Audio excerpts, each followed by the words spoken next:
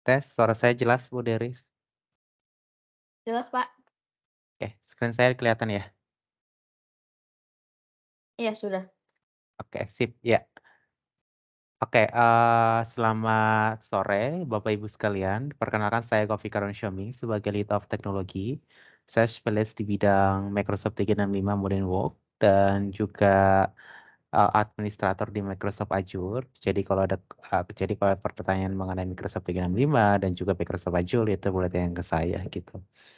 Jadi terima kasih buat Bapak Ibu sekalian udah menghadiri webinar kita kali ini yang di mana saya akan membawakan mengenai Azure ya yang berjudul Creating Various Services with Microsoft Azure gitu. Jadi ini akan berfokus pada overview Microsoft Azure itu menyediakan layanan apa aja gitu ya. Jadi nanti kita akan ada beberapa agenda ya Bapak Ibu ya. Jadi yang pertama layanan apa sih yang disupport di Microsoft Azure gitu. Nah, itu kita mau lihat gitu ya, Pak ya. Layanan apa yang bisa kita manfaatkan gitu ya untuk menunjang dari sisi aplikasi ataupun workflow daripada bisnis kita gitu. Yang berikutnya nanti kita akan membandingkan antara on-premise dengan juga sistem Azure. Nah, di mana nanti yang akan membuat kita lebih untung gitu ya dari sisi layanan dan seperti apa gitu. Dan nanti yang ketiga, services apa yang bisa saya create di Microsoft Azure, dan itu nanti include dengan demonya gitu, supaya Bapak ada bayangan gitu ya. Ya, jadi waktu saya hanya sekitar 30 menit, jadi saya tidak akan berlama-lama untuk presentasi, paling nanti 15 menit selanjutnya saya akan demo sedikit ya mengenai Azure gitu. Jadi sedikit membahas mengenai Azure ya gitu. Jadi Azure itu apa sih gitu? Kadang kita bertanya Azure itu apa gitu? Apakah itu semacam makanan ringan gitu ya atau apa gitu ya gitu. Jadi Azure itu adalah kita bisa katakan bahwa itu data center gitu. Data center ya. Data center itu punya siapa gitu ya? Itu punya Microsoft gitu. Microsoft yang kelola gitu ya. Jadi data center itu akan banyak layanan yang bisa kita sewa. Jadi tujuannya adalah kita menyewa data center punya Microsoft. Itu tujuannya sebenarnya gitu. Jadi kalau kita mau bangun suatu sistem, kita nggak perlu menyediakan dari awal lagi. Kita sewa aja mesinnya gitu. Kita sewa mesinnya, kita install aplikasi kita di dalam, jadi gitu. Gitu. Itu uh, salah satu hal yang perlu kita pikirkan gitu kan ya, gitu. Jadi dari sisi data center Microsoft itu udah tersebar di seluruh dunia gitu. Ada di sekitar 60 plus Azure region gitu. Jadi kalau Bapak Ibu lihat di slide saya, yang terdekat kita itu masih di Singapura gitu. Kalau yang di Indonesia itu masih dalam tahap proses pembangunan. Kalau nggak salah itu di Kalimantan gitu. Ya, jadi data center itu kita bisa sewa ya, kita bisa sewa dengan sesuai dengan kebutuhan gitu ya. Jadi kalau contohnya saya butuh spesifikasi tertentu aja ya saya sewanya segitu juga gitu. Jadi kalau kita combine ya antara kalau kompetitornya Microsoft itu kan ada AWS dan juga Google ya gitu. Jadi dari sisi region kalau kita combine ya masih kalah dengan Microsoft Azure gitu. Kalau nggak salah AWS itu sekitar 24 region di seluruh dunia ya. Ditambah dengan Google juga 24. Jadi kalau kita gabung itu sekitar 48 gitu. Masih kalah kalau Azure itu udah 60 plus gitu. 60 plus ini artinya bahwa ada yang lagi berjalan untuk dibangun ya gitu. Salah satunya adalah Indonesia gitu. Jadi kalau masih ada kantor-kantor yang melarang gitu kan, artinya dari sisi regulasi gitu kan ya. Soalnya kan pemerintah nih ada regulasi bahwa keuangan itu nggak bisa di luar Indonesia gitu kan. Nah ke depannya itu udah bisa karena data center Microsoft itu udah ada di Indonesia ke depannya gitu. Kalau nggak salah 2 tahun ke depan itu udah bisa kita pakai ya gitu lagi pembangunan sih. Informasi dari Microsoft yang saya dapat ya gitu. Jadi sebenarnya kalau untuk Azure itu ya, Azure itu menyediakan 2 layanan nih gitu. The the measure of services adalah ada 2 gitu ya. Namanya IaaS ya. IaaS itu lebih ke infrastruktur gitu. Jadi Bapak Ibu juga saya rasa udah familiar ya yang namanya infrastruktur karena di kantor kita masing-masing juga pasti ada infrastruktur. infrastruktur dalam hal apa gitu ya. Itu bisa infrastruktur untuk server di kantor, server itu buat apa gitu kan. Bisa buat email hosting, bisa buat database, bisa buat aplikasi sistem, ERP, dan lain sebagainya gitu. Nah, sebenarnya tujuan kita adalah bagaimana infrastruktur kantor itu bisa kita eliminasi, tapi dari sisi aplikasi kita bisa bangun gitu. Caranya gimana gitu ya? Ya caranya kita sewa server jadinya gitu. Gitu. Dengan sewa server ya pekerjaan-pekerjaan IT yang berhubungan dengan server itu bisa dieliminasi gitu. Gitu. Jadi tujuan kita itu. Tujuan kita adalah bagaimana kita punya server gitu ya. Artinya bagaimana kita bisa menggunakan server dengan aplikasi kantor kita dan kita bisa bekerja. Ya caranya dengan sewa server gitu. Jadi nanti sistemnya seperti ini ya, server itu kita sewa dan itu kita bayar sesuai dengan penggunaan kita gitu. Contohnya nih, saya pakai server A dengan spesifikasi 4 core 8 GB RAM gitu ya, gitu. Jadi nanti yang saya bayarkan cuma itu aja gitu, dengan spesifikasi yang saya gunakan dan ini juga bayarnya pay as you go gitu. Artinya bayar sesuai dengan yang kamu pakai gitu dan itu nanti juga dibayarkan di akhir bulan gitu. Jadi tidak ada upfront cost namanya. Gitu, biasanya kalau sistem on-premise itu akan ada upfront cost. Upfront cost itu lebih ke ada DP-nya gitu, bayar 30% dulu gitu kan, apalagi kalau barangnya inden gitu kan, itu pasti lama barang tersedia gitu, gitu. Jadi, dengan adanya cloud ini ya, kita mau membangun suatu sistem itu akan lebih cepat gitu. Kenapa? Karena di sini kita sistemnya menyewa server gitu. Nah, salah satu kelebihan daripada IaaS di Azure adalah itu scalability-nya itu sangat, fleksibel ya, gitu. Kita mau menambahkan RAM, itu secepat kita klik, selesai gitu. Saya contohnya mau menambahkan RAM menjadi 16 gitu, ya, atau dari core 4 menjadi 8, dari RAM 8 menjadi 16 gitu kan, saya pilih aja nih, gitu. Saya langsung ganti ke sini ya, gitu. Itu secepat kita menjentikan jari juga dapat gitu.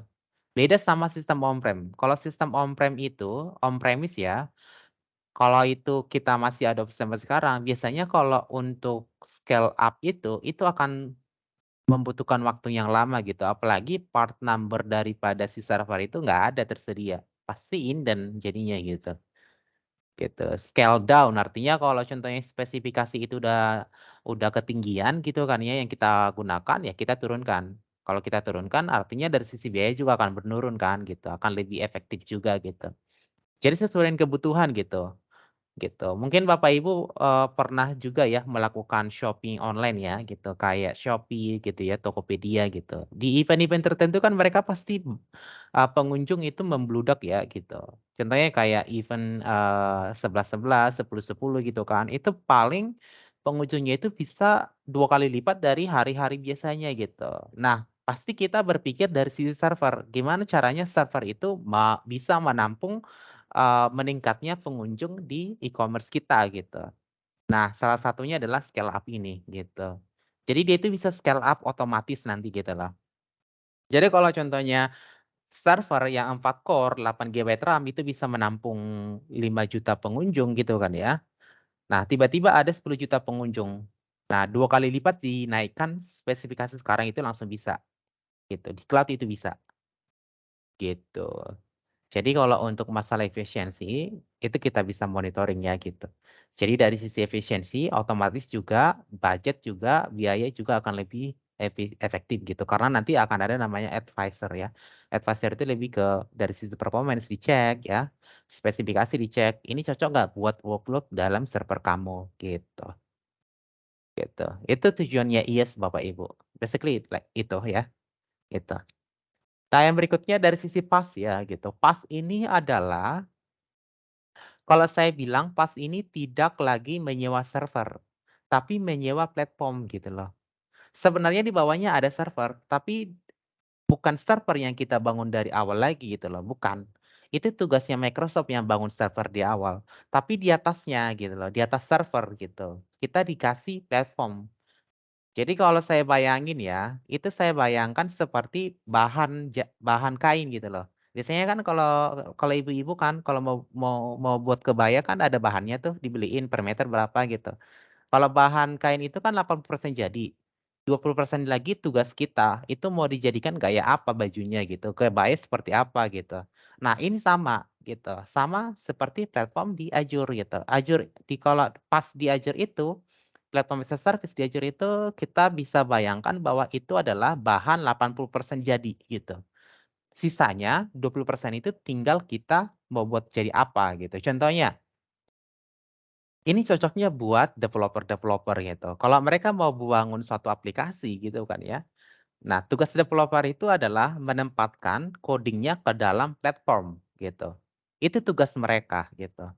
Sama menghubungkan itu ke database nantinya gitu. Udah jadi langsung gitu. Jadi developer itu nggak ngurusin infrastruktur lagi, no need gitu karena kita udah dikasih dalam bentuk platform gitu. Platform yang memang 80% jadi, sisanya kita jadikan buat apa gitu. Untuk database ini juga bisa gitu ya. Jadi database itu kita nggak perlu membangun dari awal server kayak virtual machine tadi. Kalau IaaS kan kita buat jadi kalau IaaS itu kan tadi kan renting-nya kan server ya.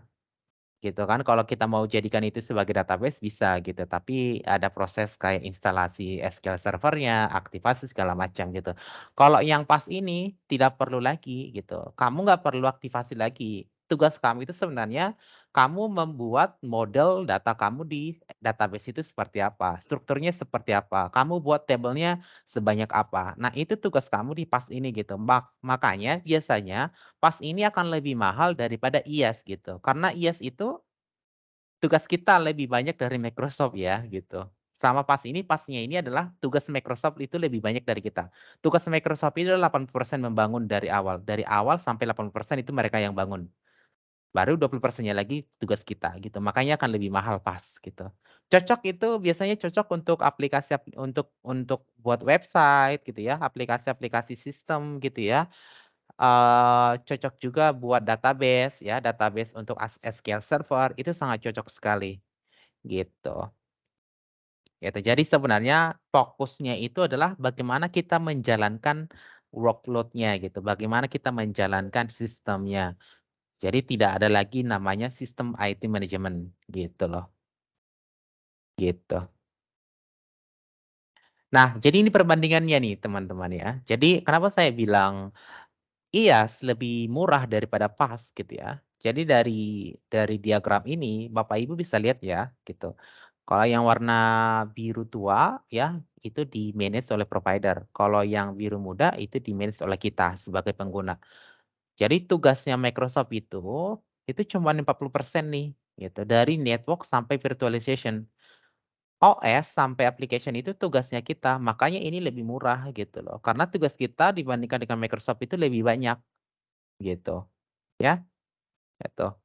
Nah, ini akan lebih mahal yang pas kalau Bapak Ibu lihat ya, yang pas itu adalah layanan 80% jadi gitu. Kenapa bisa harganya lebih mahal dikit gitu ya, karena tugas Microsoft itu lebih banyak dan kita itu cuman, fokus pada menjalankan aplikasi aja. Data mau disimpan di mana, aplikasinya mau ditaruh di mana, itu tugas kita gitu. Gitu. Jadi kalau kita bandingkan sama yang on premise ya, bisa dilihat di sini ya, on premise.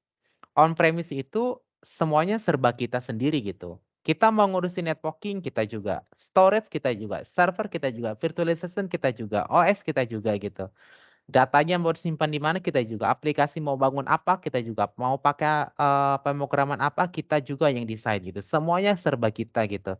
Nah ini yang bikin repot nih gitu, apalagi kalau contohnya IT-nya sedikit ya gitu, nggak banyak gitu. Apalagi kalau contohnya IT-nya itu digabung semua, dia yang infra, dia yang aplikasi, semuanya dia gitu ya. Nah itu yang bikin repot gitu.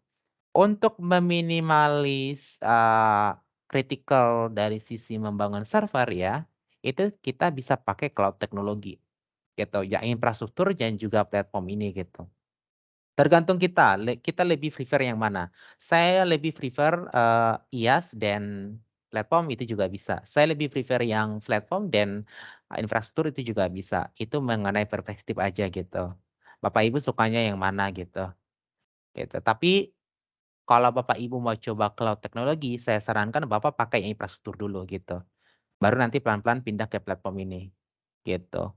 Biasanya platform ini digunakan ketika saat kita modernisasi dari IaaS ke platform langsung. Tapi kalau mau loncat langsung ya dari platform gitu kan itu juga nggak ada kendala, nggak ada masalah gitu. Gitu. Tapi kalau saran saya sih Bapak Ibu pakai ya infra dulu gitu. Jadi infra ini nanti bisa dipakai untuk bangun aplikasi ya. Jadi aplikasi itu nanti mau dibangun di mana? Di Windows atau di Linux gitu ya. Itu juga bisa gitu. Atau kita mau hosting database di sana ya, itu juga bisa gitu. Atau kita mau bangun sistem ERP gitu kan ya, gitu. Itu juga bisa gitu. Jadi itu dari sisi perbandingan antara on-premise. On-premise ini kita bisa bilang server di kantor kita dan juga secara cloud base gitu ya. Nah, yang berikutnya ini Azure Services yang bisa kita gunakan di Azure. Jadi dari sisi compute ini lebih ke virtual machine ya. Kita bisa pakai cloud server ya. Kita juga bisa menggunakan Service Fabric, ada juga remote apps ya, dan juga ada batch. Remote app ini nanti masuk ke virtual desktop gitu. Kita bisa lakukan remote apps, not just Windows yang kita remote, tapi aplikasi juga kita bisa remote gitu ya. Itu untuk compute-nya. Compute ini nanti jenis-jenisnya banyak, seriesnya apa gitu kan, tergantung kebutuhan gitu. Series itu masuk kayak core-nya berapa, RAM-nya berapa, nanti kita tentukan di sini gitu. Nah, kalau untuk web dan mobile ya, jadi kalau Bapak Ibu nih di bidang developer gitu kan atau mungkin punya teman developer, nah ini bisa nih pakai Azure-nya langsung gitu. Kita bisa pakai web apps ya, kita juga bisa pakai mau bangun mobile apps ya. Dan juga kalau kita mau pakai otomisasinya, kita bisa pakai Logic Apps gitu. Atau kita mau pakai API apps-nya itu juga bisa gitu. Jadi sekarang itu kalau API di Microsoft itu namanya Microsoft Graph ya gitu. Grab. Jadi kalau kita mau tarik itu kan pakai kata post atau get gitu ya. Pakai API itu nanti masuk gitu. Dan tinggal ambil aja. Tuh.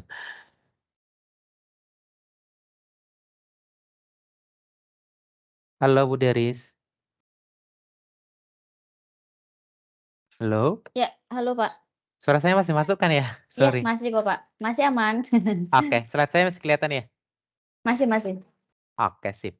Nah, yang berikutnya adalah dari sisi integration ya. Integrasi ini nanti kita mau integrasikan antara sistem on-premise dengan cloud itu bisa ya. Namanya hybrid technology gitu.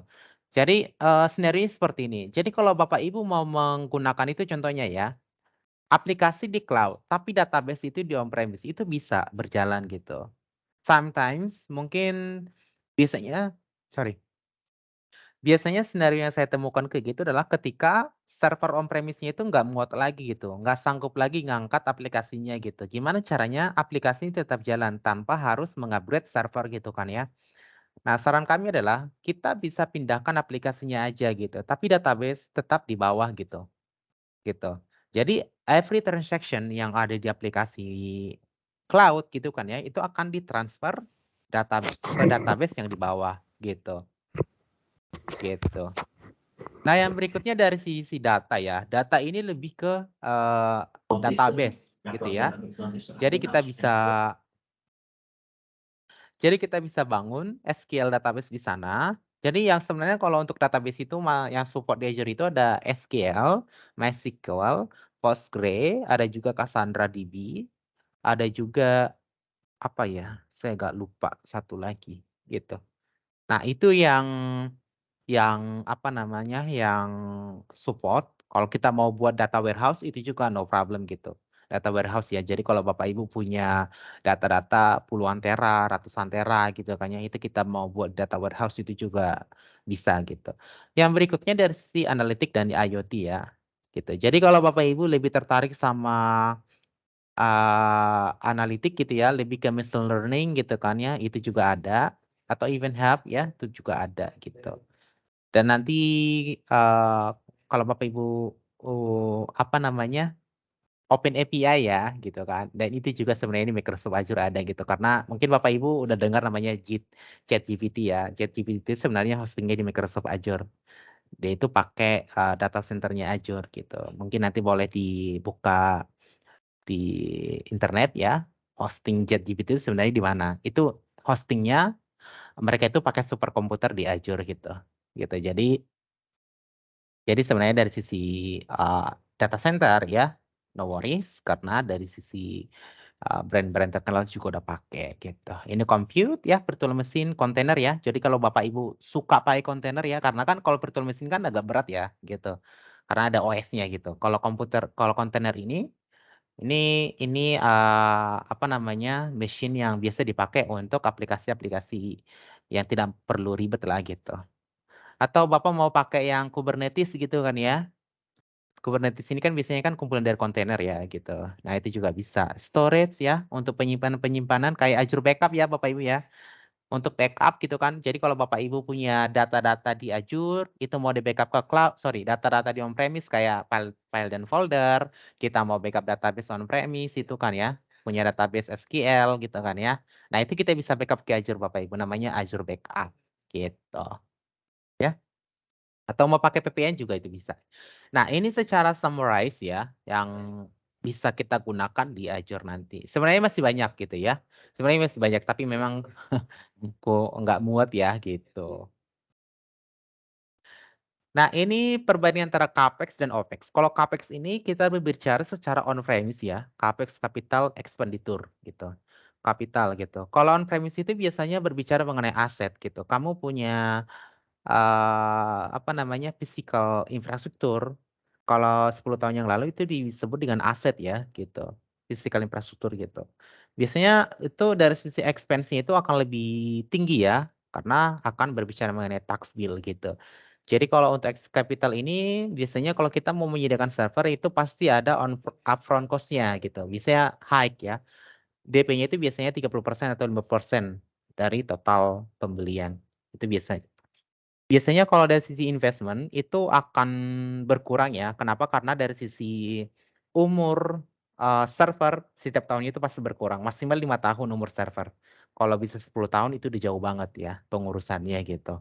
Tapi dari sisi secara general, server itu biasanya maksimal 5 tahun dan itu reduce investment-nya gitu.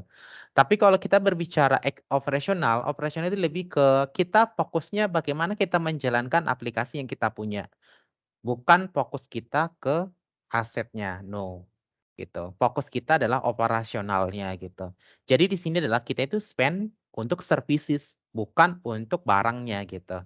Kita spend services-nya gitu. Spend itu, services apa yang kita gunakan. Jadi di sini adalah tidak ada namanya jenisnya upfront cost gitu. Jadi kalau untuk upfront cost itu kita bisa hilangkan gitu, karena nanti di sini adalah sistemnya pakai dulu baru bayar gitu loh. Gitu. Jadi nanti dari sisi partner kami ya Pak ya, contohnya nih Bapak mau pakai yang virtual machine, nanti dari sisi kami tuh akan kami sizing, kebutuhan Bapak itu berapa besar gitu, kami sizing dulu nih harganya gitu loh. Pak nanti kira-kira yang Bapak habiskan 1 bulan itu adalah sekitar segini gitu, gitu. Nah nanti the real billing-nya itu akan kelihatan di akhir bulan gitu, tapi memang itu nggak akan jauh dari, estimasi kita di awal gitu loh, gitu. Gitu ya. Jadi, kita berfokus pada operasional karena di sini kita jenisnya, menyewa layanan gitu. Terus pertanyaannya adalah, terus data saya nanti dilihat oleh Microsoft dong? Gitu kan ya. No gitu, karena Microsoft itu ada namanya sistem trust and policies ya. Jadi, data itu kepemilikannya adalah kita, bukan Microsoft, walaupun kita menggunakan, sistemnya Microsoft gitu. Jadi sewaktu-waktu saya mau ngambil itu data, itu bisa. Karena kepemilikannya bukan punya mereka, tapi punya kita sebagai end user-nya gitu ya. Yang berikutnya adalah data itu Microsoft tidak bisa sentuh kecuali kita kasih permission. Karena data center Microsoft itu punya 7 level gitu ya. Jadi setiap level itu pasti punya grant permission gitu loh.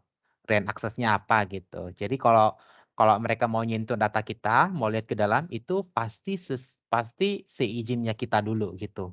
Kalau ketahuan mereka cek itu gitu kan tanpa seizin kita, gitu kan, itu kita bisa tuntut Microsoft gitu. Gitu. Jadi saya rasa dari sisi trust and policies itu sangat clear ya. Itu ada dokumentasi Microsoft dan Microsoft bisa jamin itu, gitu. Nah, ini dari sisi cost ya, cost itu predictable. Kenapa saya bilang predictable? Karena, di awal kita akan sizing ya, sesuai dengan kebutuhan Bapak Ibu gitu ya. Baru nanti ketika kita sizing, the real, billing itu akan keluar di akhir bulan gitu ya. Jadi, akan nampak juga cost manajemennya seperti apa, itu biasanya, ada ya gitu, itu kita bisa minta gitu. Nah, yang berikutnya dari sisi billing ya, kalau Microsoft Azure itu dibagi 3 billing, namanya Pay as you go, komitmen ini reserve instant itu masuk ke komitmen ya, ada satu lagi saving plan, tergantung Bapak Ibu sukanya yang mana gitu. Kalau Pay as you go ini tidak ada diskon ya, Pay as you go ini artinya, pakai bayar sesuai dengan yang kamu pakai gitu. Gitu, jadi ini fleksibel, tidak ada komitmen term-nya gitu. Jadi kalau contohnya saya pakai bulan ini, bulan depan saya nggak mau pakai, itu bisa. Karena nggak ada komitmen, karena ini jenisnya bulanan gitu, monthly ya gitu. Jadi ini biasanya digunakan untuk, resource yang memang itu tidak konsisten, artinya setiap bulan itu berganti-ganti spesifikasi. Contohnya nih, di bulan ini saya pakai yang 4 core 8 GB RAM gitu kan ya. Nah bulan depan saya pakai yang di atasnya 8 core 16 GB RAM gitu, kayak gitu. Jadi nggak konsisten dari sisi spesifikasi, naik turun, itu cocoknya dipakai di PSU Go. Tapi kalau di reserve instant, ini biasanya untuk resource yang memang stabil. Saya mau pakai 4 core, 8 GB RAM itu dalam 1 tahun penuh, tidak akan diubah, tidak akan berkurang gitu loh. Nah ini komitmen nih, ini komitmen 1 atau 3 tahun. Nah jadi komitmennya itu akan diskon sampai 72% Bapak Ibu. Besar banget ya diskonnya gitu. Nah, ini saving plan ya. Kalau saving plan ini juga komitmen, tapi komitmennya itu dalam budget. Bapak Ibu bisa menentukan nih. Kalau budgetnya terbatas, Bapak bisa menentukan nih, saya mau menghabiskan sekitar 5.000 per jam. Itu ada nggak PM-nya? Nanti kita carikan. Oh, pakai ini aja, Pak, gitu. Itu komitmennya bisa sampai 1 sampai 3 tahun, gitu. 65% ya diskonnya ya. Gitu, sangat tinggi sekali. Banyak sih yang biasanya sih customer kami banyakan pilihin yang ini nih, reserve instant ya, karena yang saving plan ini baru keluar ini, kalau nggak salah itu baru tahun ini ya yang keluarnya, saving plan namanya, gitu. Oke, itu dulu untuk presentasi saya mungkin ada sorry.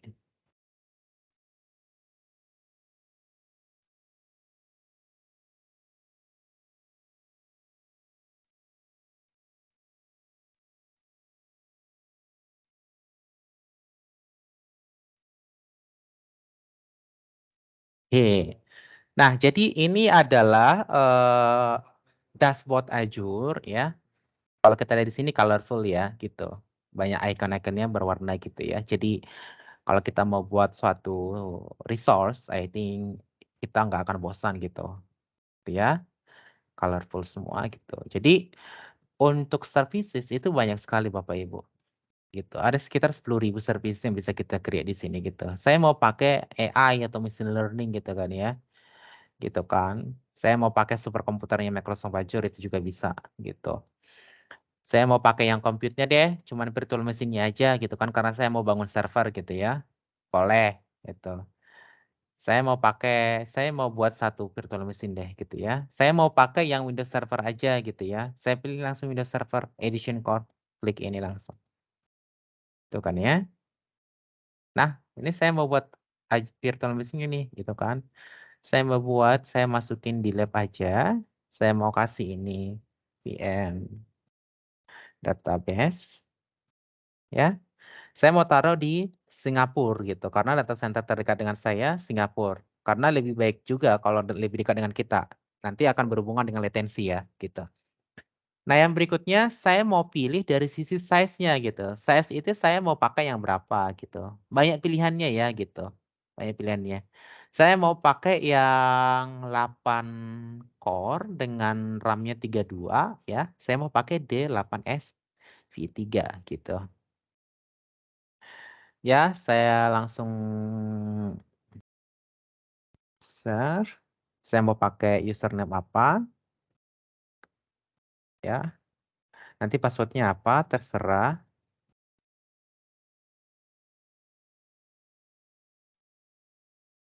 Oke. Nah, ini portnya nih. Jadi sebenarnya kalau untuk inbound port ya, itu fleksibel ya. Saya mau buka di awal atau saya mau buka after virtual machine itu jadi itu bisa gitu. Tapi saya mau buat aja dulu gitu. Saya mau RDP karena nanti saya kan mau login pakai RDP ini. Saya mau bangun gitu kan, pakai RDP langsung next ya. Nah, ini hard disk-nya ya gitu. Saya bisa pilih saya mau pakai premium SSD, standar SSD atau HDD gitu. Saya mau pakai yang SSD aja gitu kan ya. Atau saya mau nambahkan nih, mau nambahkan hard disk-nya gitu kan ya. Data. Kalau ini kan data C-nya nih, ini C-nya nih buat OS-nya. Saya mau nambahkan untuk data D-nya gitu kan ya. Tinggal saya tambahkan gitu. Gitu. Saya mau change gitu kan sampai berapa tera, maksimal 32 tera untuk satu satu disk ya. Nanti kalau kita butuh di luar itu, kita butuh lebih dari 30 tera, kita tambahkan menjadi 2 gitu ya. Ini saya close aja, saya nggak buat, tinggal dimasuk aja next next. Nah, ini networking nih. Networking ini adalah bagaimana kita bisa membuat virtual networknya gitu. Karena nanti di sini akan nempel IP-nya gitu. Saya mau create IP gitu kan ya, new IP, static, standar atau basic terserah kita gitu. Atau routingnya seperti apa? Saya mau pakai yang Microsoft Internet juga bisa gitu. Kalau Bapak Ibu lihat di sini adalah routingnya itu seperti apa gitu. Gitu ya. Oke, saya next aja. Ini untuk manajemen ya. Jadi ini adalah untuk security-nya gitu. Karena nanti kita udah mendapatkan namanya Microsoft Defender for Cloud. Yang basic tapi ya gitu. Yang free. Bukan yang kalau kita lihat di sini kan standar plan ya gitu. Jadi nanti di atasnya ini ada namanya plan 1 sama plan 2 gitu. Tapi bayar gitu. Tapi kalau untuk virtual machine itu udah dapat yang standarnya. Gitu. Jadi ini nanti bisa melindungi untuk, malware ya, attack surface ya, dari sisi networking, semuanya akan dilindungi gitu. Nanti kita boleh lihat. Nah, ini untuk auto shutdown nih gitu. Jadi kalau contohnya servernya ini mati contohnya itu akan shutdown di jam-jam tertentu, ya itu kita bisa setup lah gitu. Ini monitoring, ini advance. Kalau advance ini biasanya kita mau install, waktu pembuatan PM itu akan langsung ada aplikasinya. Itu kita bisa buat post deployment konfigurasi ataupun automation-nya gitu. Next, ini saya langsung create aja gitu kan ya. Oke. Nah, ini per harinya 7.820 per hours ya, sorry per hours, per jam gitu. Oke, saya create. Nah, jadi untuk pembuatan PM sekarang itu nggak lama sih ya, paling 5 menitan udah jadi gitu. Gitu. Jadi itu adalah bentuk PM-nya. Jadi nanti untuk bentuk PM, the real PM-nya adalah seperti ini.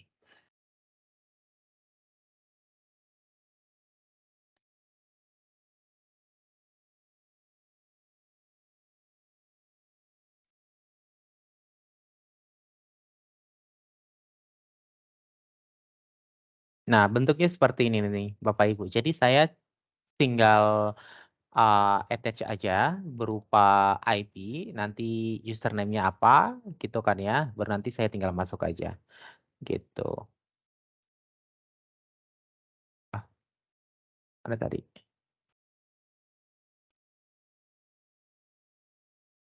Saya udah selesai Bu Deris ya? Iya, Pak. Udah, Ah, udah. Pak Roni sudah demonya? Oke. Ah, oke, jadi, nah udah selesai. 2 menit ya Bu Deris ya, sorry. Nah ini udah selesai, saya tinggal reload aja. Nggak nyampe 5 menit ya, gitu ya. Saya coba masuk bentar ya, just login aja. Masukin API. No, PM.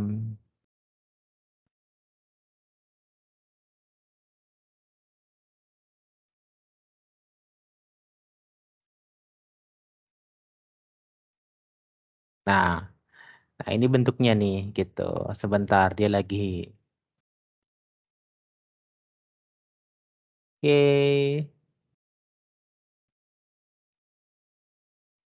Oh ya sebentar, sorry. Tadi saya buatnya bukan yang standar ya, saya buatnya yang data center yang nggak ada GUI-nya gitu.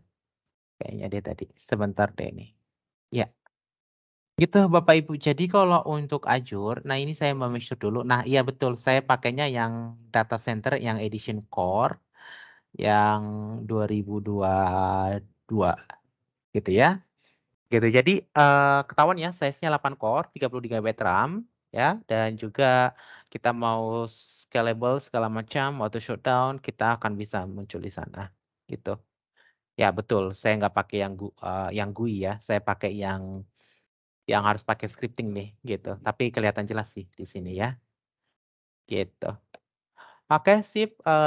Dari saya cukup. Saya kembalikan ke Bu Dery.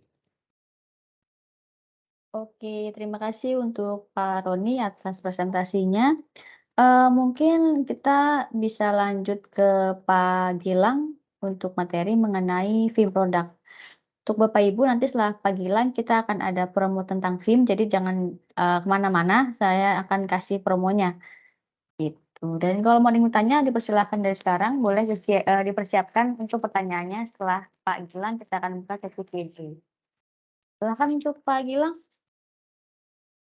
Ya, terima kasih Bu Deris.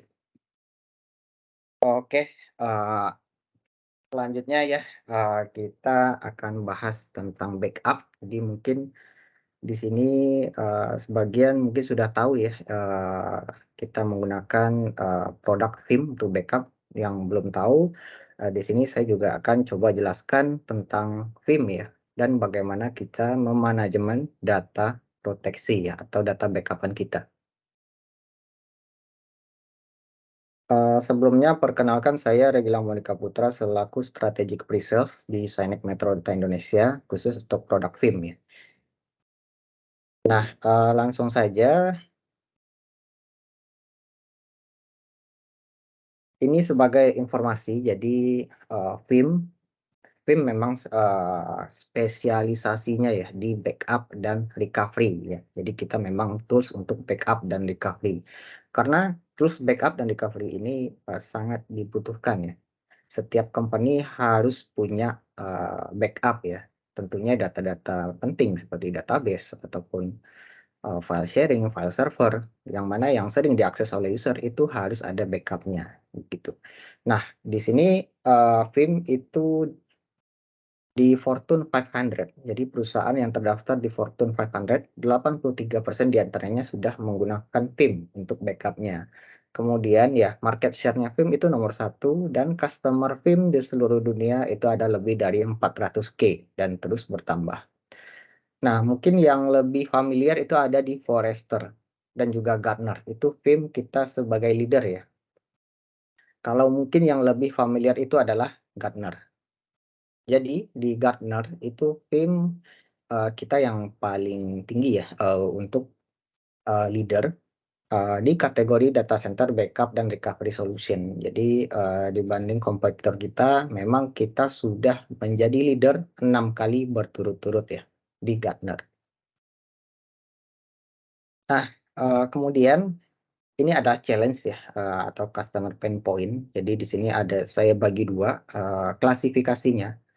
Yang pertama adalah, dari sisi kapabilitas. Jadi di sini tentunya dari customer menginginkan tools backup yang, powerful ya. Jadi kita, bisa backup baik platformnya itu, on premise, di cloud, misalkan tadi di Azure ya, ataupun yang divirtualisasi. Jadi dalam satu platform backup itu kita bisa backup keseluruhan workload ya. Kemudian dari sisi cost. Nah, dari sisi cost tentunya di sini customer itu mencari yang cost efektif ya. Jadi dengan kebutuhan yang, ada gitu, apakah ada produk yang sesuai dengan, dari sisi cost-nya itu bisa menutupi kebutuhan yang ada di customer. Kemudian dari sisi complexity. Nah, complexity ini lebih kepada, cara penggunaan ya. Jadi biasanya tentunya, apakah penggunaannya itu sulit, harus ya koneksi sini, koneksi situ, cabut colok kabel, segala macam, perlu switch dan segala macam ya. Di sini, di Vim kita itu, operasionalnya itu sangat simpel. Jadi untuk kompleksitasnya itu bisa dibilang minim ya, minim. Mulai dari sisi instalasinya dan juga sisi operasionalnya itu sangat simpel. Nah, kemudian limited time ya, tentunya kita tahu biasanya di, small business medium ya, itu para IT-nya itu semuanya Superman ya. Jadi dia yang melakukan semua pekerjaan yang berbau elektronik. Jadi misalkan troubleshoot email ke user, troubleshoot server, troubleshoot komputer, laptop, bahkan ada juga pernah saya dengar customer saya, dia sampai troubleshoot AC, mesin fotokopi, ya semuanya lah pokoknya begitu ya. Oleh karena itu dia mempunyai waktu yang terbatas karena banyak kerjaan yang harus, dikerjakan begitu. Sementara, dari sisi company memberikan, small budget ya, yaitu budgetnya yang terbatas. Tentunya kita butuh tools yang dapat membantu atau meringankan pekerjaan tim IT ya dalam, operasional. Dengan menggunakan budget yang terbatas, apakah ada, produk yang bisa meringankan atau ya mempermudah pekerjaan tim IT. Nah, kemudian viewer resource. Nah, ini lebih kepada ya resource biasanya di SMB ya, itu, tim IT-nya itu sedikit ya. Jadi agak terbatas, biasanya ada yang rangkap jabatan juga begitu. Dia sebagai IT operasional, IT data center, IT network, IT security, itu menjadi satu orang ya gitu. Jadi biasanya jadi satu orang untuk semuanya. Jadi bisa kita bilang jadi ya Superman gitu ya. Nah, di sini solusi dari Vim kita punya backup yang powerful ya. Jadi dari sisi backup, kita sediakan backup yang reliable, yang mana dapat mengeliminasi atau meminimal risiko ketika ada data loss dan juga untuk mencegah downtime ya. Jadi misalkan ada server yang, problem, baik itu kerusakan hardware ataupun mati listrik ya, itu kita bisa recovery. Kemudian easy to use. Nah, di sini Vim tentunya, mudah digunakan. Dari sisi interface-nya itu sangat simpel sekali. Misalkan di sini Bapak Ibu mau menggunakan Vim, tanpa harus kita kasih tahu sebenarnya Bapak Ibu di sini bisa ya, melakukannya secara mandiri begitu. Karena interface-nya Vim itu sangat simpel, menu untuk melakukan backup ataupun recovery itu, jelas ya. Jadi sangat simpel ketika melakukan operasionalnya. Kemudian affordable. Nah, dari sisi harga itu Vim sangat membantu sekali ya, karena ini disesuaikan dengan, resource, yang ada yang resource yang mau Bapak Ibu protect begitu ya. Kalau dari sisi harga, kita menjamin kita lebih kompetitif dibandingkan vendor lain gitu. Nah, solusinya adalah Vim Backup Essential. Jadi Vim Backup Essential ini adalah produk Vim nomor satu ya, backup dan recovery, solution untuk small business. Nah, kenapa nomor satu? Kita ada fitur-fiturnya. Yang pertama adalah backup kita modernization. Jadi backup kita itu sudah modern. Backup kita itu ke disk ya, jadi bukan ke tab. Kalau ke disk itu jauh lebih cepat dibanding ke tab. Karena kalau kita backup ke tab itu sekuensial ya, jadi backupnya lama, recovery-nya pun juga lama. Sementara, backup modern sekarang ini adalah menggunakan disk atau kita menggunakan storage. Kemudian Vim itu software defined, jadi hanya software-nya saja, tidak ada, eee appliance-nya gitu ya. Kita untuk storage-nya atau hardware-nya kita bisa integrasi dengan, eee, storage-storage yang sudah familiar Bapak Ibu gunakan begitu. Jadi kita bisa integrasi dengan, hardware mana saja karena kita bersifat no vendor lock-in atau kita tidak nge-lock ke brand apapun. Mau kita pakai yang entry level sampai sampai enterprise level itu Vim support. Nah, kemudian Vim juga support untuk cloud dan Kubernetes ya. Jadi misalkan tadi sudah punya environment di Azure ya, kemudian kita mau backup VM yang ada di Azure itu bisa. Kita mau backup simpannya lagi di Azure atau kita mau backupnya disimpan di on-prem itu juga bisa. Nah, di sini, yang disupport itu ada AWS, Azure, Google Cloud, Kubernetes ataupun, server-server virtual ataupun fisikal ya. Jadi ini bebas, hampir semua platform itu bisa di-backup menggunakan Vim. Nah, yang terakhir yang menarik adalah ransomware protection. Jadi dalam satu produk ini sudah ada fitur proteksi dari ransomware-nya. Nah, proteksi dari ransomware ini untuk mencegah data kita di-infect ya. Biasanya kalau server sudah terkena ransomware, dia akan mencari backup-nya ada di mana. Nah, kalau kita sudah aktifkan fitur ransomware-nya Vim, tentunya backup-an kita itu aman ya. Jadi tidak akan bisa diubah-ubah datanya. Bahkan misalkan nih ada orang-orang yang tidak sengaja ataupun dengan sengaja menghapus backup-an kita, itu tidak akan bisa. Karena dia sudah diprotek juga dengan fitur dari Vim ya. Jadi tidak bisa sembarangan delete. Ini adalah workload ya atau platform yang diprotek oleh Vim. Jadi misalkan ya kita bisa ke virtualisasi dulu. Di virtualisasi kita support VMware, Hyper-V, dan Nutanix AHV. Nah, untuk virtualisasi ini kita bisa backup secara agentless. Jadi kita bisa backup VM-nya, tidak perlu install agent di dalamnya. Kemudian kalau untuk server fisik, kita bisa backup Windows, Linux, Mac, ya, AIX, Oracle, dan juga NAS. Nah, kalau untuk physical, itu kita menggunakan agent backup-nya ya. Nanti agent-nya itu akan di-deploy dari Vim server. Kemudian juga ada database. Nah, database itu juga kita bisa backup seperti SQL, Oracle, atau aplikasi lain ya seperti Active Directory, Exchange, SharePoint, dan juga yang terbaru adalah Kubernetes. Nah, Kubernetes itu kita bisa backup ya kontainer-kontainernya, aplikasi di dalamnya itu bisa kita backup juga. Nah, kemudian juga ada produk untuk backup Office 365. Jadi di sini kalau yang sudah menggunakan Office 365, kita juga bisa backup Exchange Online, SharePoint Online, OneDrive, dan juga Microsoft Teams. Nah, selanjutnya juga ada kita juga bisa backup cloud ya. Misalkan VM yang ada di AWS, Azure, IBM Cloud, Google Cloud, dan VMware Cloud Director itu juga kita bisa backup secara agentless karena Vim sudah bekerja sama dengan vendor public cloud ini. Jadi kita tidak perlu install agent di dalamnya. Nah, Vim sebagai cloud data management ya. Jadi produknya Vim itu ada backup dan recovery. Ini tools untuk backup dan restore-nya. Kemudian juga ada tools untuk monitoring dan analitik. Ini lebih kepada monitoring backup-an kita. Dan juga ada reporting-nya juga. Kemudian juga ada compliance dan cloud mobility. Nah, cloud mobility ini misalkan environment kita di on-premise, tetapi backup-annya kita mau lempar ke cloud, itu juga bisa. Atau environment kita di cloud, nanti backup-annya kita lempar ke on-premise, atau kita restore ke on-premise, itu juga bisa. Atau sebaliknya ya, dari on-premise kita restore ke cloud, itu juga bisa.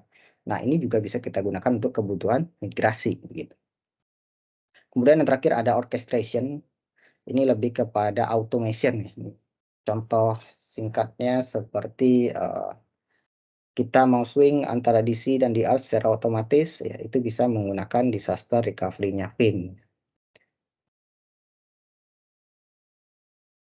Nah, Vim backup esensial ini tentunya reliable backup, kita bisa backup platform apa saja. Kemudian kalau kita hasil backup-nya itu mau kita simpan di on-premise atau kita bikin replikasi, itu tidak ada tambahan biaya apapun ya. Jadi di Vim semua fitur itu sudah bisa digunakan tanpa ada biaya tambahan apapun.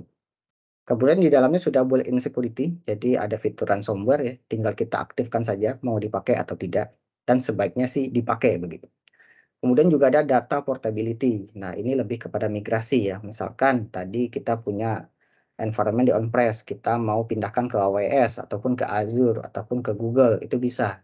Atau backup-annya supaya aman kita simpan di object storage-nya si Azure, AWS ataupun Google itu juga bisa karena lebih aman ya. Supaya tidak disusupi atau terkena ransomware ataupun virus. Kemudian Vim juga ada support ya, support Vim 24x7 ke 365. Jadi kalau ada problem ketika backup, mungkin backup-nya fail atau restore-nya fail, kita tinggal open case ya ke Vim support, nanti dia akan menyesuaikan dengan time zone kita. Nanti ada SLA-nya. Jadi SLA paling cepat itu 1 jam kalau nggak salah ya. Itu untuk emergency, misalkan memang production kita tidak bisa diakses, kita butuh restore dan restore-nya ada problem, misalkan itu bisa langsung dibantu oleh tim support dan biasanya itu langsung di remote ya. Kemudian fast recovery. Nah, ini memang dia agak berlebihan ya, jadi tons of recovery option. Jadi memang di Vim itu ada banyak sekali opsi untuk recovery. Nah, opsi untuk recovery Vim diantaranya kita bisa recovery keseluruhan server ya, atau image base, atau kita mau restore volumenya aja, kita mau restore filenya aja, kita mau restore database-nya aja. Misalkan kita punya SQL atau Oracle ya, di dalam satu server yang kita backup, kita mau restore database-nya aja, itu bisa. Atau kita mau restore-nya ke cloud, ke AWS, ke Google, ke Azure ya. Atau mau kita ekspor jadi VMDK file atau VMX file, itu juga bisa. Jadi memang untuk recovery option-nya ini banyak sekali di Vim ya. Kemudian powerful file protection. Nah, ini lebih kepada proteksi file ya. Kalau di on-premise misalkan kita punya file server atau NAS, kita bisa backup juga NAS-nya ya. Kemudian juga bisa secara instan recovery kalau kita membutuhkan data tersebut. Kalau yang namanya instan tentunya cepat ya, dalam hitungan menit itu dia sudah kembali melakukan recovery. Kemudian kalau misalkan file share kita itu ada di Azure ya, itu kita juga support, kita bisa backup file share yang di Azure. Dan di AWS juga ada, kita juga bisa backup file share yang ada di AWS. Kemudian storage flexibility. Nah, ini lebih kepada sisi storage ya. Misalkan di tempat Bapak Ibu, storage-nya mempunyai license untuk storage snapshot. Nah, Vim bisa utilize fitur tersebut. Nah, di situ kalau kita backup-nya level storage itu lebih cepat, bahkan speed-nya itu 2 kali lebih cepat dibanding kita di level hypervisor. Nah, kemudian Vim juga di sini di backup esensial ini sudah include 24/7 monitoring dan reporting. Jadi kalau terjadi apa-apa, dia akan langsung info by email. Kalau misalkan backup-nya fail ataupun ada problem di VM infrastruktur kita, itu dia akan memberikan alerting ya, dan juga bisa kita monitor gitu. Nah, ini lebih kepada license ya. Jadi Vim Backup Essential ini mempunyai license. Tipe license-nya itu cuma satu yang kita namakan dengan Vim Universal License. Nah, kenapa universal? Karena kita bisa backup keseluruhan platform dalam satu tipe license saja. Jadi kita bisa backup VMware, Hyper-V, Nutanix, Windows, Linux, IBM, Oracle, NAS ya. Kemudian AWS, Azure, Google, IBM, dan aplikasi seperti ya yang aplikasi dari Microsoft, database, dan juga Kubernetes. Jadi perhitungannya, jadi pembeliannya di sini adalah minimal adalah 1 license. Jadi 1 license itu untuk backup 5 workload. Nah, misalkan kita punya virtual, misalkan 2 physical, 2 cloud, 1, totalnya 5. Jadi kita cuma hitung berapa jumlah server yang mau di-backup, begitu. Jadi untuk perhitungan license-nya mudah, 1 license itu bisa backup sampai 5 server. Nah, khusus untuk Vim Backup Essential, maksimum pembelian itu sampai 50 workload. Jadi kalau 50 workload itu sama dengan 10 license-nya Vim. Jadi maksimal hanya bisa sampai 10 license-nya Vim. Dan dalam license ini juga sudah include production support ya. Jadi di 1 tahun pertama pembelian itu sudah include support dari Vim, kalau ada apa-apa kita mau upgrade ataupun mau troubleshoot itu free di 1 tahun pertama, begitu. Dan untuk license-nya ini ada yang subscription dan juga ada yang perpetual ya. Jadi, tergantung di sini kebutuhan Bapak Ibu. Kalau misalkan mau coba-coba dulu 1 tahun pertama pakainya subscription itu bisa. Nah, perbedaan subscription dan perpetual di sini, kalau subscription itu lebih kepada langganan seperti kita langganan, Netflix lah ya, kita bayar tiap bulan gitu dengan harga yang sama. Sama halnya dengan Vim, kalau untuk subscription itu kita bedanya per tahun, kita bayar dengan harga yang hampir sama ya setiap tahun gitu. Kemudian kalau kemudian di subscription ini misalkan kita tidak lanjut di tahun keduanya, itu backup-nya akan berhenti. Jadi kita tidak bisa backup, tetapi tetap bisa restore gitu. Jadi data-data kita yang lama tetap bisa kita restore. Nah, kemudian kalau dari sisi perpetual, itu tentunya license-nya milik dari customer sendiri. Mau kita lanjut renewal-nya di tahun kedua, ketiga, keempat, atau tidak lanjut, backup-nya tetap jalan. Perbedaannya adalah kita tidak dapat support ataupun kita tidak bisa upgrade ke versi terbaru kalau tidak renewal. Jadi perbedaannya hanya itu saja. Nah, di sini Vim Backup Essential Universal License sangat simpel ya dari sisi workload ya. 1 VM dihitung 1 workload. Jadi menggunakan Universal License. 1 VM di cloud juga hitungannya 1 workload. Begitu juga server di PC, server di on premise, aplikasi ataupun NAS ya. Nah, khusus untuk NAS hitungannya capacity. Jadi 1 workload-nya itu dihitung 500 GB. Nah, misalkan kita punya NAS dengan usable-nya 1 tera yang mau di-backup, berarti kita butuh 2 workload license ya. Jadi dalam 1 license kan tadi bisa 5 workload. Jadi kalau 1 tera butuh 2. Kemudian fleksibel. Nah, fleksibel di sini adalah license-nya dari Vim itu kita bisa pindahkan ya. Misalkan kita tidak butuh backup server A lagi, kita mau pindahkan ke server B, itu bisa. Jadi tinggal kita revoke aja license-nya, kita pindahkan ke server lain. Kemudian reliable. Nah, tentunya di sini ya dapat diandalkan, kita bisa protect ya, baik itu server yang di virtual, physical ataupun cloud.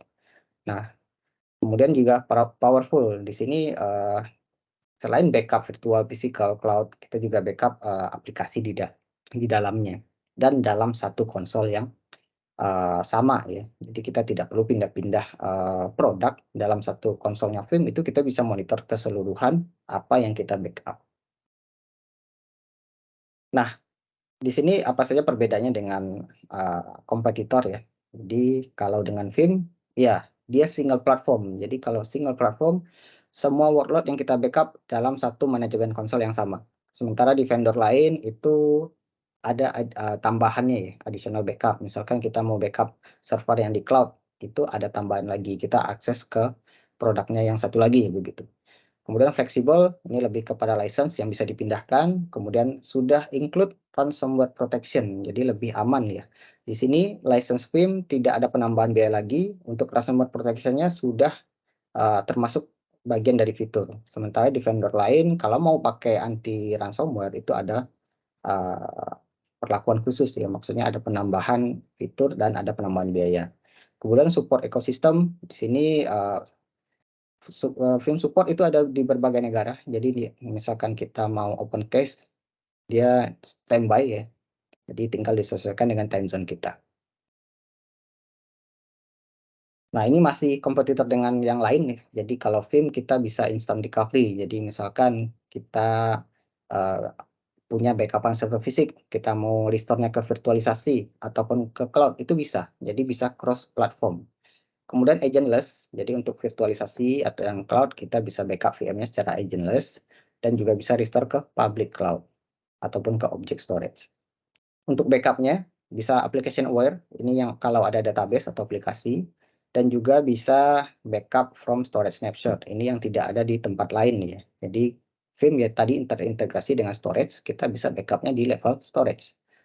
Kemudian juga ada fitur untuk automasi ya. Automasi ini lebih kepada misalkan ada beberapa company yang mewajibkan backup-an ini harus di-restore secara berkala. Jadi harus dites restore. Nah, itu bisa kita gunakan fitur dari Vim dan secara otomatis. Jadi fungsinya untuk melakukan testing apakah data backup-an kita ini benar-benar bisa di-restore atau tidak begitu. Kemudian juga sudah include monitoring. Jadi kita bisa advance monitoring dan reporting ya. Kita bisa cek berapa jumlah VM yang diprotect, yang belum diprotect, kemudian kita bisa capacity planning. Misalkan di tahun depan apakah kita butuh storage untuk penambahan storage ya, misalkan storage yang kita gunakan untuk menyimpan hasil backup ini dalam 2 atau 3 tahun ke depan itu apakah penuh atau tidak, atau masih cukup. Itu bisa kita lakukan capacity planning dan forecasting. Kemudian juga ada image based VM replication, dan ini sudah termasuk fitur ya, tidak ada penambahan biaya. Kalau mau replikasi VM itu sudah built-in. Kemudian kalau kita mau backup-nya ke tab, itu juga sudah disupport oleh Vim. Kita support dari LTO3 sampai yang terbaru ya, itu support. Nah, ini adalah komponen utama ketika kita menggunakan Vim ya. Jadi yang pertama tentu harus ada Vim Backup Server. Nah, Vim Backup Server ini bebas mau di cloud, mau di virtual, mau fisik ya. Tetapi dia harus menggunakan OS-nya Windows ya. Kita sarankan menggunakan Windows Server yang terbaru 2019 atau 2022. atau minimalnya menggunakan Windows Server 2022 standar 2012 standar ya. Atau kalau tidak ada Windows Server, itu bisa menggunakan Windows 10 yang 64 bit. Nah, fungsinya adalah sebagai manajemen konsol. Untuk melakukan backup, restore, scheduling, semua diatur oleh Vim Backup Server. Kemudian juga ada Vim Backup Proxy. Nah, Vim Backup Proxy ini adalah komponen untuk melakukan proses backup. Jadi sebenarnya melakukan backup ini adalah proxy. Vim Backup Server hanya manajemennya doang. Kemudian juga ada Vim Backup Repository. Nah, Vim Backup Repository ini adalah storage yang kita gunakan untuk menyimpan hasil backup. Nah, secara high level arsitektur ya. Jadi Vim di sini sebaiknya terpisah ya dari environment production. Tujuannya apa? Kalau production-nya down, tentu Vim Backup Server-nya down. Kita tidak bisa melakukan restore. Tetapi kalau misalkan environment terbatas, Vim Backup Server-nya mau di-install di production, itu tetap bisa. Karena fleksibel ya, kita fleksibel. Nah, di sini juga ada server fisik, misalkan Windows ataupun Linux ya. Nanti Vim Backup Server akan memerintahkan proxy untuk membackup apa saja yang ada di production. Kemudian proxy membackup, melakukan kompresi dan didap, kemudian menuliskan ke storage. Nah, dari storage kita juga bisa langsung lempar ke object storage, ke S3 ya. Ini S3-nya bebas, mau pakai cloud apa, yang penting sudah menggunakan teknologi S3. Atau untuk kebutuhan penyimpanan jangka panjang, kita juga bisa simpan ke tab. Jadi dari storage ini kita backup lagi ke tab. Tentu harus ada tab servernya. Nah, bagaimana strateginya untuk mengamankan data kita? Di Vim itu sudah terkenal dengan istilah 321 rule. Jadi 321 rule ini minimal kita mempunyai 3 copy data, 2 media yang berbeda, dan 1 harus ada di offsite. Nah, kemudian Vim menyempurnakannya lagi dengan 1-0, yang mana 1 harus bersifat immutable atau offline, kemudian 0 tidak ada error ketika kita recovery. Nah, gambarannya seperti ini untuk data proteksi dengan 321 rule. Data yang pertama tentu data di production. Ini yang 3 itu ya, data pertama. Data yang kedua adalah data yang di backup ke storage, baik itu ke DAS, ke NAS, ataupun ke Dedeup appliance. Kemudian data ketiga adalah data yang di backup lagi ke misalkan ke tape atau ke secondary storage atau mungkin ke object storage ya, itu juga bisa. Atau ke public cloud repository itu juga bisa. Yang penting kita mempunyai 3 data. Dua media yang berbeda. Misalkan media yang pertama adalah storage, yang kedua adalah tab atau mungkin secondary storage ataupun object storage. Nah, satu harus ada di offsite. Misalkan tadi tab ya, tab pastinya nanti dibawa ke offsite. Begitu juga di cloud ya, kalau cloud udah pasti di offsite. Nah, untuk restore ini basic restore, jadi bisa restore full VM, bisa instant recovery. Kalau instant recovery dalam hitungan menit ya. Jadi misalkan ada VM kita problem, corrupt, tidak bisa nyala, itu kita bisa lakukan instant recovery. Jadi dalam hitungan menit VM dari backupan kita langsung menyala. Kemudian kita juga bisa restore filenya aja yang ada di dalam backupan kita, atau restore aplikasinya aja, dan juga bisa restore direct ke cloud. Jadi mau kita langsung restore ke Azure, AWS, ataupun Google, itu juga bisa. Nah, selain backup VM, cloud, dan server fisik, Vim juga bisa backup NAS ya. Jadi untuk NAS yang kita support itu adalah protokolnya SMB, NFS, ataupun file server berbasis Windows ataupun Linux. Nah, di sini dia mempunyai kemampuan yang unik, yaitu change file tracking. Jadi change file tracking ini adalah kemampuan melakukan incremental backup yang cepat, di mana hanya perubahan file saja yang akan di-capture. Jadi file-file yang tidak berubah itu tidak akan di-capture. Jadi backup-nya dapat dilakukan dengan cepat dan efisien. Kemudian bersifat snapshot friendly, jadi dapat membackup file yang sedang digunakan oleh user ataupun grup tertentu. Untuk recovery-nya beragam ya, kita bisa restore keseluruhan file share, point in time, ataupun file level. Nah, untuk restore file share, itu kita restore keseluruhan file share, baik ke lokasi orisinil ataupun ke lokasi yang berbeda. Kemudian rollback to point in time, ini kita bisa balik ke spesifik restore point tertentu. Kemudian kita juga bisa spesifik file dan folder tertentu saja yang mau kita restore. Nah, di sini privilege-nya juga ikut ke restore. Misalkan ada data atau file, folder yang tidak boleh diakses oleh divisi lain, ketika kita restore, itu privilege-nya juga ikut ke restore. Jadi aman ya, kita tidak perlu setting lagi ketika restore, karena privilege-nya juga sudah ikut ke restore. Nah, fitur selanjutnya adalah Next Generation Instant Recovery Engine. Nah, menariknya di sini, apapun yang di-backup oleh Vim, itu kita bisa restore ke Hyper-V, VMware, dan Nutanix AHV. Jadi misalkan kita punya backupan server fisik, atau kita punya backupan virtualisasi, kita punya backupan cloud dari Vim ya, itu bisa kita restore ke VMware, Hyper-V, dan Nutanix AHV. Nah, tujuannya apa? Ya kembali, tujuannya itu adalah supaya online dengan cepat. Dan fitur ini juga bisa kita manfaatkan untuk kebutuhan DR dan migration. Misalkan kita mau migrasi antara virtual ke virtual, atau dari physical ke virtual, dari cloud ke virtual, itu juga bisa.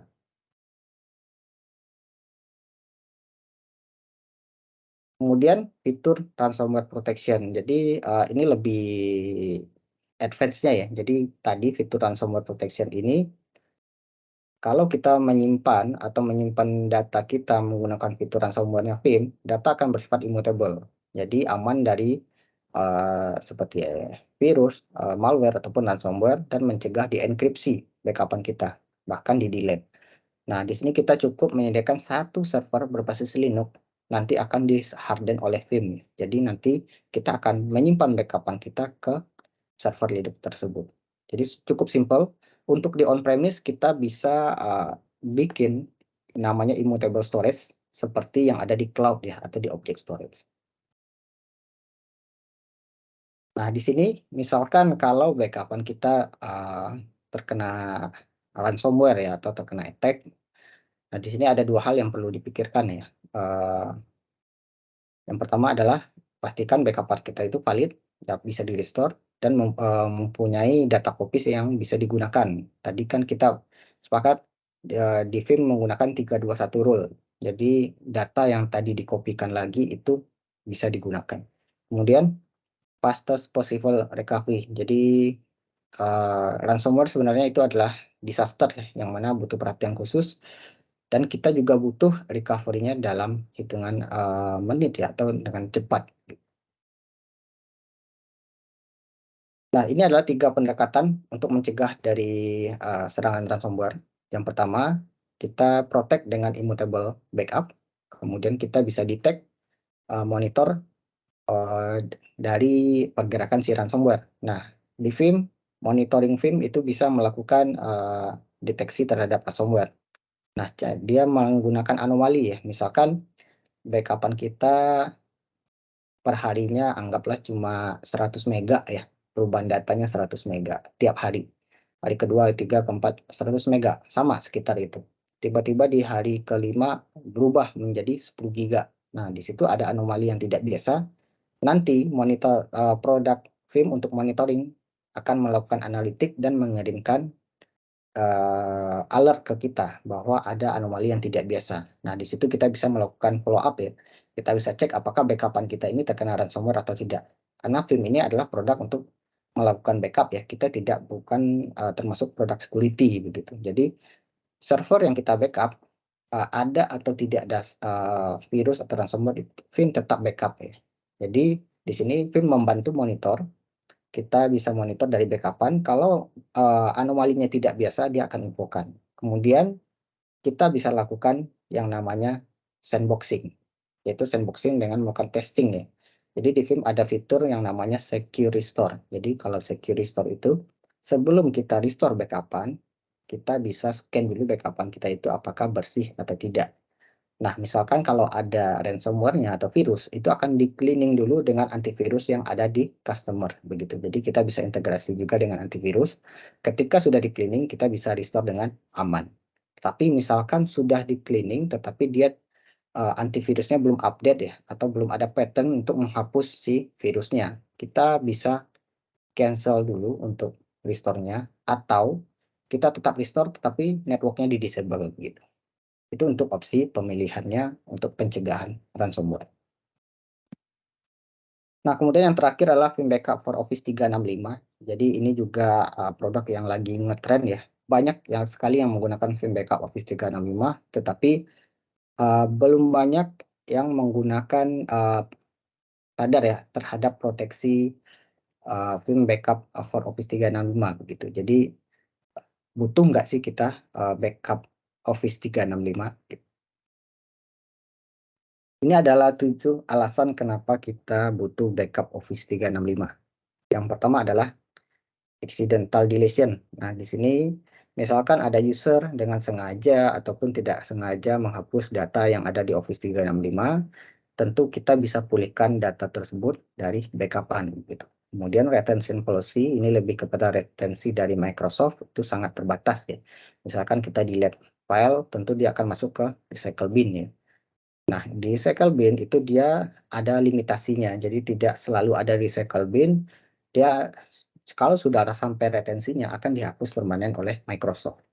Kemudian internal security threat, ini lebih kepada insiders. Misalkan ada user ya, finance atau HR, asal colok flash disk, tidak ada scan antivirus, ya, itu bisa main infect data yang ada di Office 365.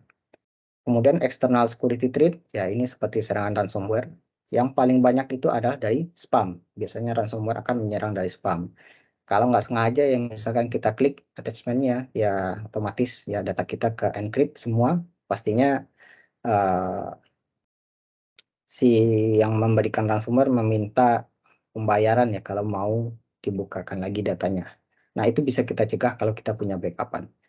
Kemudian legal dan compliance, misalkan dibutuhkan audit ya, kita bisa lihatkan data mungkin 2 atau 3 tahun yang lalu melalui data backupan.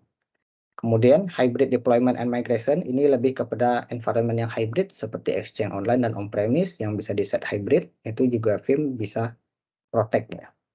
Terakhir adalah Teams data structure. Jadi Teams ini memang kompleksitasnya itu rumit. Jadi sebenarnya data Teams itu tersebar ada di Exchange Online, SharePoint Online, dan juga OneDrive. Dan data di Teams ini juga bisa kita backup. Karena banyak di sini yang menggunakan Teams untuk tools kolaborasi ya, baik itu project atau apapun untuk internal. Kan kita juga bisa bikin semacam channel atau grup gitu ya. Kita upload data di sana, kemudian ada chat juga, itu bisa diprotek oleh Vim ya. Kalau misalkan suatu saat kehapus atau kita membutuhkan data tersebut. Kenapa kita butuh backup? Di sini ada persepsi bahwa kalau sudah menggunakan Office Sorry Pak 365 Gilang, ya. saya cut sebentar, untuk waktunya mungkin sampai di jam 2 sampai jam 4.30 ya, Pak? Oke, ya sedikit lagi Iya ya ini. iya. Sorry Oke, thank terlambat you, ya. Kak. Oke, untuk Office 365 ya, customer berpersepsi bahwa Microsoft bertanggung jawab secara keseluruhan gitu ya. Tetapi secara realitanya Microsoft itu hanya bertanggung jawab secara infrastrukturnya saja. Yang berhubungan dengan data itu adalah tanggung jawab dari si customer sendiri begitu. Nah, ini adalah retensi policy secara default ketika kita menggunakan Office 365 ya. Jadi misalkan inbox atau folder data hanya bertahan 2 tahun, deleted item kalau kita konfigurasi hanya bertahan 1 bulan, setelah itu akan di-delete permanen oleh Microsoft. Begitu juga dengan deleted SharePoint dan OneDrive ya. Kalau misalkan sudah kita delete, paling lama itu cuma sampai 3 bulan, setelah itu akan di-delete permanen oleh Microsoft. Nah, kemudian juga ada karyawan yang resign. Nah, karyawan yang resign ini juga hanya bertahan 1 bulan, setelah itu akan di-delete permanen oleh Microsoft data-datanya. Nah, di sini saya pernah ada case ya di customer. Jadi ketika dia resign, dia menghapus seluruh datanya yang ada di Office 365. Jadi dia tidak mau datanya dipakai oleh company. Nah, dari situ kita sebenarnya kita bisa amankan dulu datanya. Walaupun si user yang resign ini sudah menghapus datanya, kita tetap punya backupan. Nah, di sini bisa terlihat bahwa Office 365 hanya memprotek data dalam waktu yang terbatas. Jadi, ini bukanlah suatu complete backup solution. Nah, dengan Vim kita bisa protect semua data ya, baik itu 1 bulan, 1 minggu, 3 bulan, ataupun 5 tahun, atau mau kita keep selama-lamanya. Nah, jadi dengan Vim Backup for Office 365, kita bisa kontrol semua data kita, baik itu Exchange Online, SharePoint, OneDrive, dan juga Teams. Kita simpan ke suatu lokasi, kemudian ketika kita recovery kita recovery dengan cepat, mudah, dan aman. Nah, ini lebih kepada restore-nya ya. Jadi kita protect data dan kita bisa restore secara individual item. Misalkan tadi email, kita bisa restore emailnya saja gitu. Dan juga sudah meet dengan compliance. Dan ini adalah topologi dari Vim Backup Office 365, bisa diinstal di cloud ataupun di on-prem. Untuk targetnya bisa langsung ke object storage. Atau kalau mau kita simpan di on-prem juga bisa. Untuk restore-nya kita bisa restore secara granular ya, baik itu email, SharePoint, OneDrive, ataupun Teams. Nah, untuk perhitungan license-nya cukup mudah, dihitung berapa jumlah user yang mau di-backup. Jadi misalkan kita punya 20 user, yang mau di-backup 10 user dulu, ya itu bisa. Jadi minimal pembelian pertama itu untuk 10 user, yaitu kita bisa backup Exchange Online dan on-premise, SharePoint Online dan on-premise, kemudian juga OneDrive. Sudah include juga Microsoft Teams. Nah, ini untuk license-nya hanya ada yang versi subscription, jadi tidak ada yang perpetual karena Office 365 juga bersifat subscription. Dan Vim Backup for Office 365 bisa kita install langsung dari marketplace-nya Azure ya, tinggal di searching aja seperti tadi bikin server. Di sini sudah ada aplikasi Vim Backup for Office 365. Kemudian ya, Vim Backup for Office 365 bisa trial download untuk 30 hari, kita bisa coba-coba dulu, misalkan mau coba backup email, SharePoint, ataupun OneDrive, itu bisa di 30 hari pertama itu free. Ya, oke, sekian dari saya kembalikan ya ke Mbak Dery.